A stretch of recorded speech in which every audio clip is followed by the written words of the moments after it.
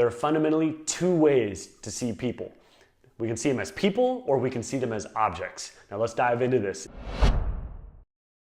One way we can see people is as human beings. This is people as people. This is people who experience joy, that have pain, that suffer loss, that have fear, they love, and yes, even those little quirks that make us unique. People are people who we get frustrated with. We have good days and bad days, just like you and me. Well, the second way that we can see people is as objects. And this is probably where we need to pause and reflect. Sometimes, without even realizing it, we might start seeing people as objects. And they're likely one of these three types of objects: obstacles, vehicles, or just irrelevant. So let's look at each one of these. First, obstacles. What do we do with an obstacle? Well, we maneuver around them to get what we want, right? And maybe this person is just in my way. I've got to get around them, like a chair that's in our way, blocking us from walking towards something that we want. What do? We just move the chair, or we step over it, or we step around it as fast as we can to get past this obstacle that's in our way. That's the first way we turn people into objects, is potentially an obstacle. Second is a vehicle. And we use vehicles to get to a destination that we want. And sometimes we use people as vehicles to get what we want as well. Well, this person is just gonna help me get what I want, so I'm gonna use them like a car and to get to the destination I wanna be at. And there's an experience that comes to my mind that I'm not super proud of, but I'm gonna share with you to illustrate the point. I remember being at my 6th grade dance. This first thought that comes to my mind here.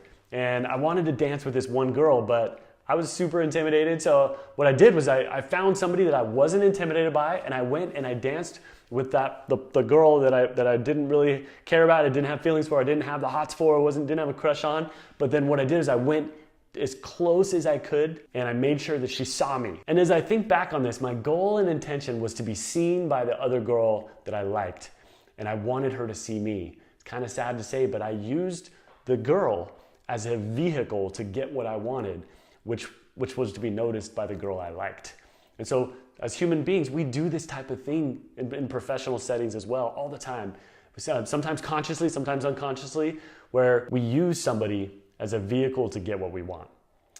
The third type of object is perhaps the most destructive type that we turn people into objects and do this to each other, which is that they're just irrelevant to us.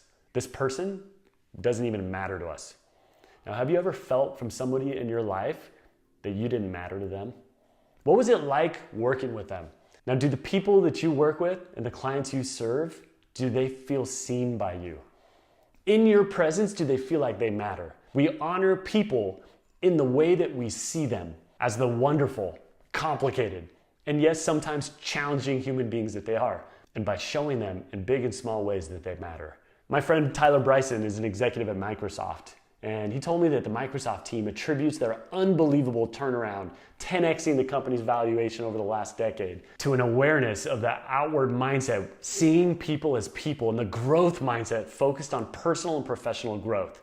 Now, people who feel seen, people who feel valued, people who feel good about themselves produce good results. And how we make people feel around us makes a huge difference, not only in the work that we do every day together, but also in our everyday lives. And I challenge you to choose intentionally to see the people around you as they are, as human beings. Not as an obstacle in your way, or as a vehicle to get what you want, or as irrelevant, they don't even matter to you, and turning them into objects. When you see their humanity, somebody that you serve, a client that you work with, a team member, and when you treat them with respect, everybody benefits.